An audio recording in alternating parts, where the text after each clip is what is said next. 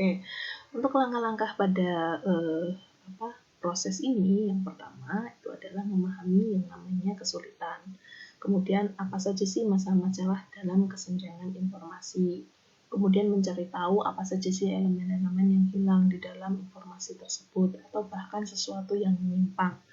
Itu dalam proses. Kemudian yang langkah kedua adalah memperkirakan dan mulai merumuskan yang namanya hipotesis terkait dengan nanti alternatif ataupun perbedaan-perbedaan yang muncul dari beberapa kesenjangan informasi yang di awal sudah dipahami.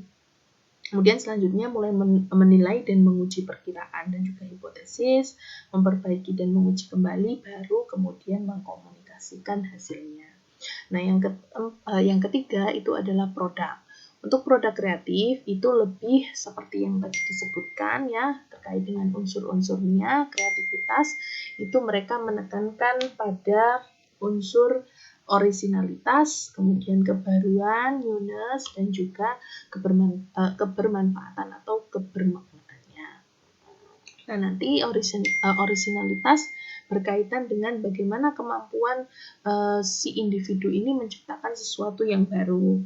Selain itu juga ada dua hal ya yang berkaitan dengan kreativitas terkait dengan bagaimana si orang ini membuat konsep ataupun ide yang orisinal dan yang nanti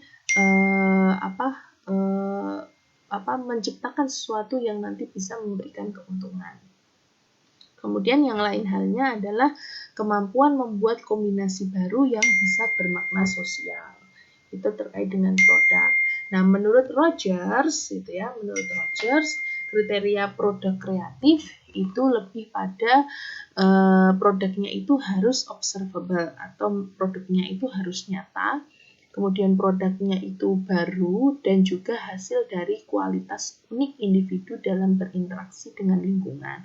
Jadi sama seperti halnya tadi yang sudah saya contohkan ya, Gojek itu pertama kali muncul ya merupakan masuk ke dalam kriteria produk kreatif ini. Jadi produknya itu nyata, dia memang dibutuhkan dan benar-benar baru pada saat itu sebelum banyak yang lain yang bermunculan. Kemudian hasilnya itu berasal dari interaksi individu dengan lingkungan. Kemudian faktor pendorong atau yang press-nya itu berkaitan dengan internal dan juga eksternal. Jadi kreativitas itu tidak hanya bergantung pada keterampilan berpikir kreatif, tapi juga dilihat dari faktor pendorong internal seperti saya itu orangnya senang menyibukkan diri, gitu ya, senang bekerja. Kemudian lingkungan sekitarnya itu juga kondusif untuk bisa menerima kreativitas saya yang mungkin tidak terbatas. Nah, itu adalah salah satu bentuk pendorong yang yang ada di sekitarnya masing-masing.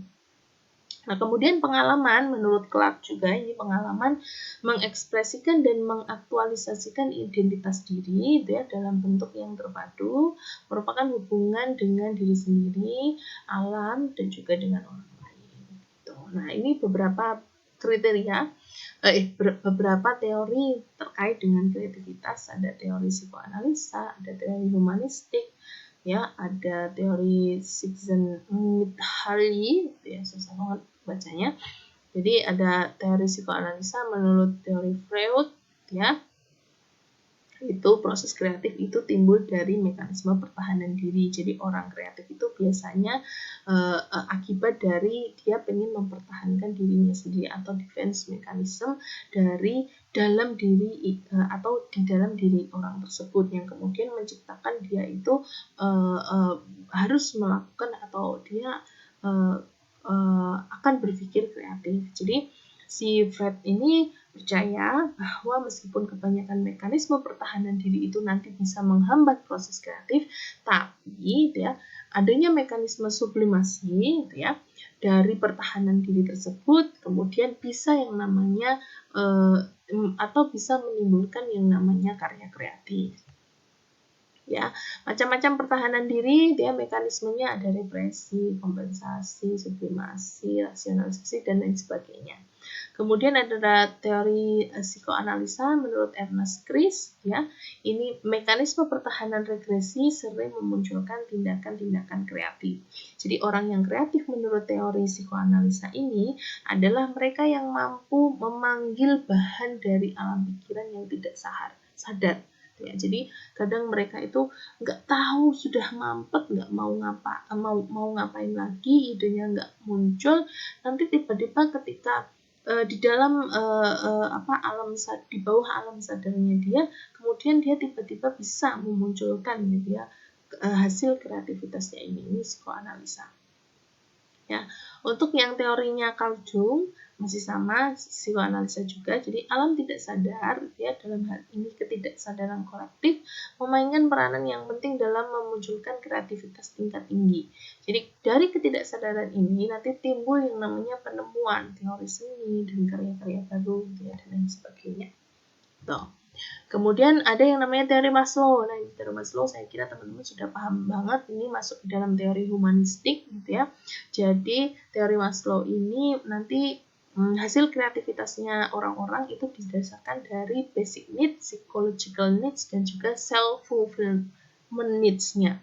Jadi psychological needs-nya itu sudah terpenuhi, jadi orang-orang basic needs gitu ya, bagaimana cara dia memenuhi kebutuhan sehari-harinya dia, ya, seperti makan, minum, kemudian istirahat, dan lain sebagainya. Kemudian safety needs, ya, saya harus aman, tentram, dan nyaman. Kemudian psychological needs, itu nanti juga akan melatih bagaimana dia berpikir kreatif. Jadi kalau basic needs, ya, bagaimana caranya saya bisa memenuhi kebutuhan sehari-hari saya, gitu ya. Itu nanti mau tidak mau pasti akan memunculkan ide-ide kreatif. Kemudian psychological needs itu esteem, ya, prestige, ya, rasa accomplishment, ya, jadi perasaan puas, ya, kemudian belongingness, ya, jadi relationship, ya, friends, teman, pertemanan, dan lain sebagainya. Baru yang terakhir adalah aktualisasi diri, ya, jadi ketika saya bisa achieve, ya, something, ya, itu juga termasuk aktivitas-aktivitas kreatif, yang itu nanti bisa memunculkan ide-ide dari dalam diri seseorang. Kemudian yang kedua adalah teori Rogers, itu jadi masih teori humanistik juga. Ada 3 kondisi internal pribadi yang kreatif. Yang pertama itu keterbukaan terhadap pengalaman, kemampuan untuk menilai situasi, ya, sesuai dengan pribadinya masing-masing, dan juga kemampuan untuk bereksperimen atau yang namanya bermain dengan konsep. Ya, tadi mungkin sudah dijelaskan sama beberapa kelompok yang presentasi. Kemudian yang terakhir ini teori yang paling susah, ya. Jadi ini teori Myhaly, ya. Jadi ini ada beberapa ciri-ciri kepribadian orang yang kreatif. Yang pertama, pribadi kreatif itu mereka akan memiliki kekuatan energi yang positif. Jadi biasanya memang dia akan banyak memberikan energi-energi positif untuk sekitarnya. Kemudian cerdas, cerdik, ya, senang bermain, sikap bermain dan disiplin. Kemudian dapat berselang-seling antara imajinasi, fantasi, tapi tetap memahami realitas aktualnya, ya, di sekitarnya itu apa, ya, keadaan sesungguhnya itu seperti apa, realitasnya itu seperti apa, gitu. Itu jelas. Kemudian ada kecenderungan baik introversi maupun ekstroversinya masing-masing, gitu.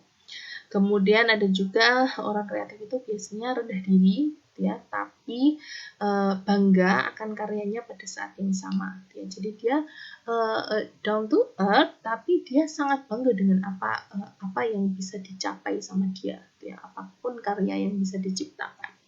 Kemudian ada kecenderungan androgini psikologis atau bisa melepaskan diri dari stereotip gender, maskulin, feminin, dan lain sebagainya. Kemudian cenderung mandiri, bahkan suka menantang. Kemudian semangat, kaitannya dengan karya, dan punya sikap terbuka dan sensitivitas, dan sering menderita kalau mendapatkan banyak kritikan. Itu biasanya ciri-ciri orang yang kreatif. Itu itu materi saya pada hari ini. Semoga teman-teman bisa memahami materi kita hari ini terkait dengan kreativitas. Kurang lebihnya mohon maaf. Assalamualaikum warahmatullahi wabarakatuh.